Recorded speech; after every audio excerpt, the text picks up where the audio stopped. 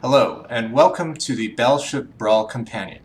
I'm Evil for Zergen, and today I'll be reviewing the Stalingrad by Nosy Rat. This ship is massive. If we go into the V menu here, we'll see that it's right up to the resource limit. The reason it's a bit over is because I added a set of manual controls so I can show some things off later. But you can see that the volume is nearly 35k blocks. That's almost as much as the Bulwark, which is about 40k. And keep in mind that the Bulwark costs almost twice as much as one of the entries to this tournament. So this ship is huge, about the size of Mother Russia herself. We've got the neat name of the ship in Cyrillic on the side, and 400 on the other. Not sure what the significance of that is. So let's talk speed. This one is quite a bit more engine power than the first ship in the previous episode, the Battleship Cramp Duo. Accordingly, despite its huge bulk, it can make about 20 meters per second. That's about, well, I guess also depending on what orientation is. That's about 39 knots.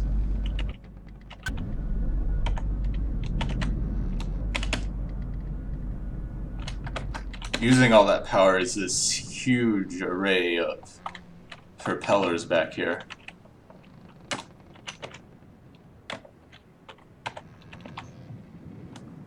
But apart from that, the propulsion is mostly not that nothing unusual there. One minor unusual thing about the maneuverability is these upside down rudders at the front. If you place a rudder upside down, they'll provide their force in the opposite direction that they usually go. Generally, rudders are usually mounted in the back, which means that if you press right, it'll push in the opposite direction, so that the rear of your ship moves in the opposite direction to the control and the front points in the direction that the control goes in. But if you place the rudders upside down, left and right are swapped, and now you can put it towards the front of your ship and it'll push the proper direction. These are also backwards, but backwards actually doesn't make any difference relative to forwards. The reason for this is because they're backwards, the left and right directions are swapped, but the rudder force is also based on the signed velocity of the ship relative to the rudder orientation.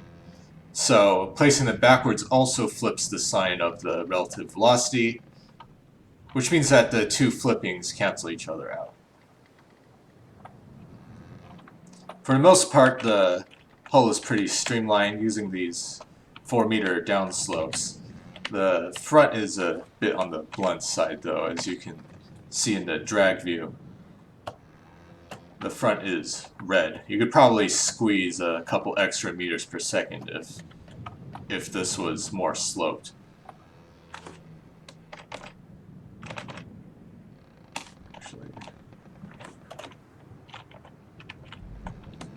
Now let's talk about armor. Again, this ship is big. While its armor is not particularly thick all around, and it's easy to hit, chances are a lot of the hits are going to go to areas that aren't holding anything particularly critical. You've got compartment after compartment with air pumps inside them, so this ship isn't going to go down sinking. You'll pretty much have to blow it completely apart.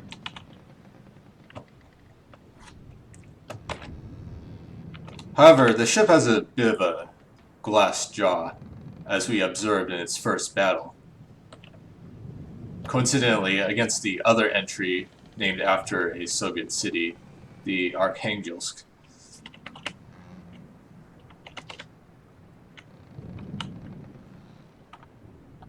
So we've got the main armament in these triple turrets. Triple turrets look awesome, but unfortunately they're rather disadvantaged from the depth's current rules. If a shell hits a turret, it's liable to take out a lot of the barrels, rendering the guns largely useless. And with these turrets being so big, they're a pretty easy target to hit. The best hope is that shells will land elsewhere on the ship. Or, in fact, not at all on the ship, although it's going to have a hard time with that. A couple other interesting things about the armor. You see I've shrunk the blocks on the main construct, but the main battery cannons are still showing these massive solid steel armor. That means the armor is mounted directly on the turrets. So the Stalingrad is pretty well armored against side attacks, but getting hit from the top is going to be a problem. Another interesting thing are these 4-meter heavy armor triangle corners. Now, one may wonder why to use these triangle corners rather than full beams. One thing to note is that although a full beam only weighs and costs 4 times as much as a regular block, it has 6 times as much hit points, a sort of 50% hit point bonus for free if you use them. But that only applies to these full beams and not to the corners. So, one might wonder why one would take this disadvantage. Well, the answer is armor class stacking. Heavy armor has a massive armor class of 40. That's 4 times as much as regular metal. And that's regardless of the block type. These triangle corners have the same armor class as the full beams. Furthermore, there's another rule from the depths, which is that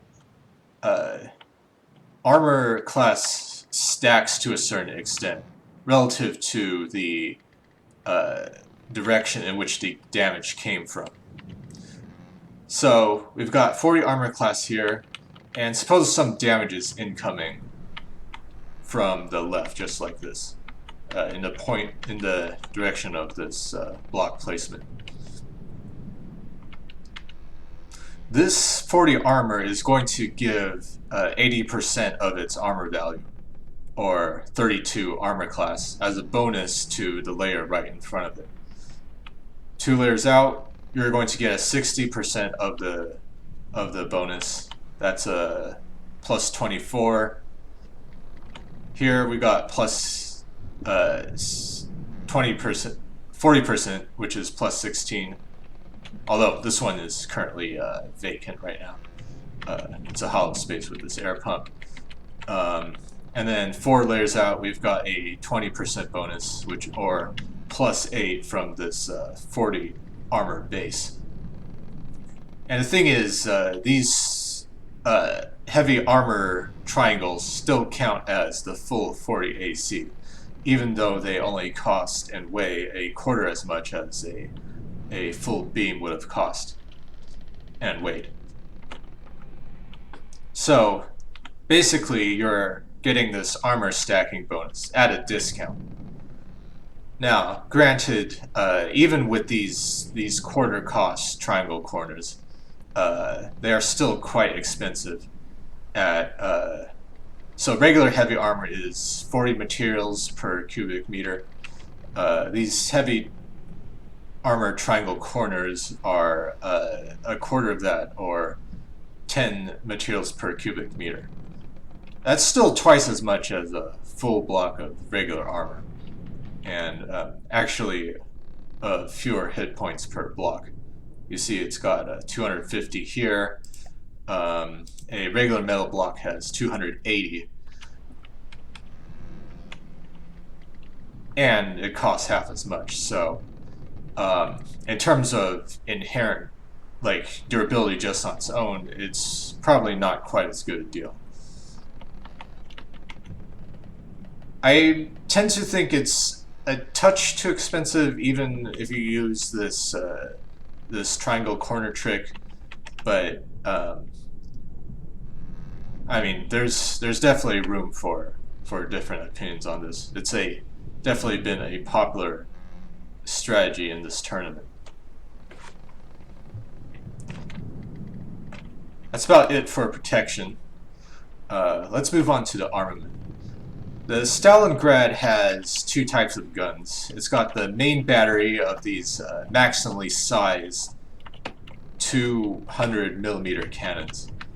2000mm cannons, I should say.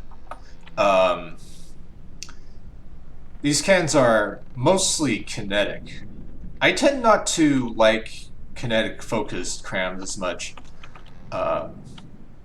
Simply because it's easy to waste a lot of the kinetic damage. You can get some pretty ridiculous armor piercing values. Here we've let it pack pellets for quite a while, and it's reached a totally absurd value of 174. These pellets, that's the main advantage of these pellets. If you have a large cannon, you've got plenty of base kinetic damage. And once you start ramping up the armor piercing values, you can go through several metal beams with ease. But there is such a thing as overkill. If you shoot it without a fuse, it's probably going to go through the entire ship, and then you're wasting damage that way. If you use a fuse, you're risking leaving out kinetic damage that you might have gotten. So I tend to prefer mostly explosive damage. A bit of a bit of hardener pellets can be useful for punching through the outer armor of the ship before detonating a fuse. So a little is good. I think this is probably a bit excessive. Personally, I kind of swapped the 38.5 explosive and 93.5 hardening material boxes. We also got a splash of fragment materials. I tend not to like these quite as much. Some people feel that it can help damage critical components. It is true that that the fragments have a average velocity relative to the shell of 70 meters per second. They last for 1 second, so they could conceivably touch a target up to 70 meters away from the shell detonation, and more in the direction of travel, since the 70 meters per second is added to the shell's own velocity when it detonates. That's quite a bit further than the 10-meter maximum radius of an explosion effect. So we've got 9 of these bad boys. And let's take a quick look at the fusing on these things. Let's see, hopefully they're located near the top.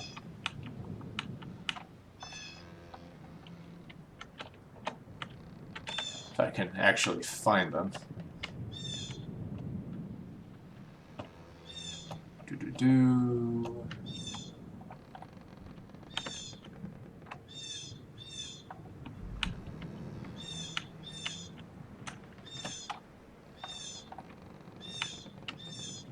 Maybe they're unfused? Who knows? Yeah,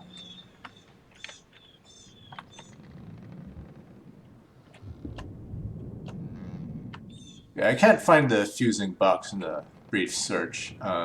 It's entirely possible that they are unfused given their kinetic focus. They'll let them get the most out of the kinetic damage. Oh, here they are, right behind the firing piece. Missed that there.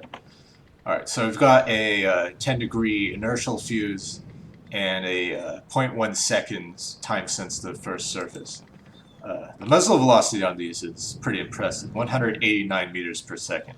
That's just 11 meters short of the absolute maximum of 200 meters per second. So in 0.1 seconds, if it's fall into the same level as they started at. We're looking at about 19 meters. So a pretty you can get pretty deep into a ship with that. Just hope that it doesn't over-penetrate and end up exploding too far away to cause much damage. Now, then we have these secondaries. We've got 6 around the middle of the ship, 1 at the bow, and 1 at the stern. These are quite a bit smaller. Let's see, let me look at the stats of one of them here. 873 meters per second. A reasonable muzzle velocity of 136 meters per second. Pretty decent for a cannon of this small gauge. These ones, in contrast to the main guns, are pure explosive. That's a pretty good choice for a secondary gun. Because generally it's most efficient to get most of your kinetic damage from the base size of the cram rather than from pellets. The main advantage of pellets is the AC bonus rather than the kinetic damage increase. But with the base kinetic damage being only about 1,000 here, these hardening materials are going to be less effective on these smaller guns. So going for the pure explosive is a pretty good choice for these secondaries. One downside is that we've only got 4 boxes each here. In a long battle, we may run out, and the reload time is pretty long for these cannons.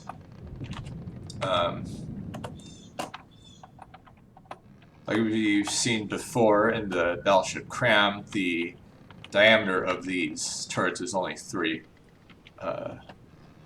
See, we've got the similar setup to the Battleship Cram's tertiary armament.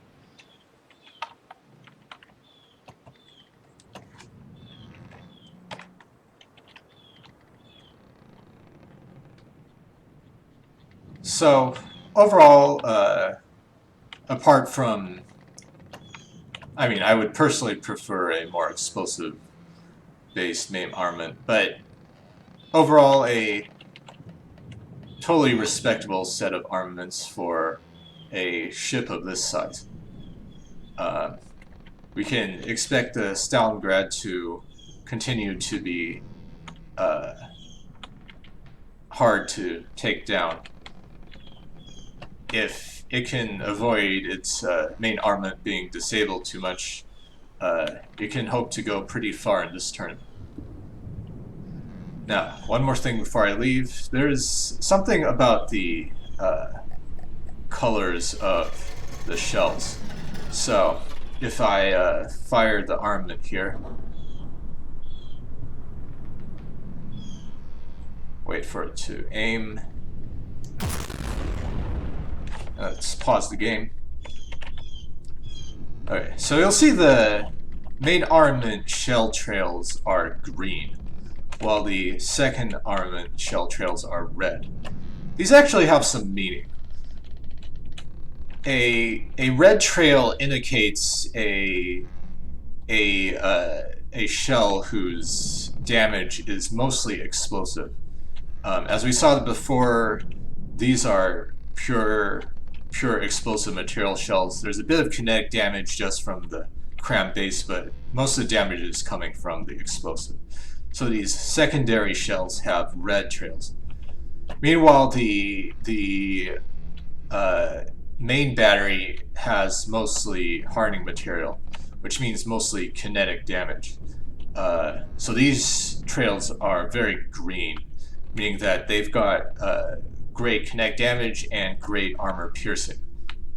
So without looking at the cannons themselves and just looking at what color trails are, you can get a bit of an idea about what sort of damage they're packing, what type of damage they're packing.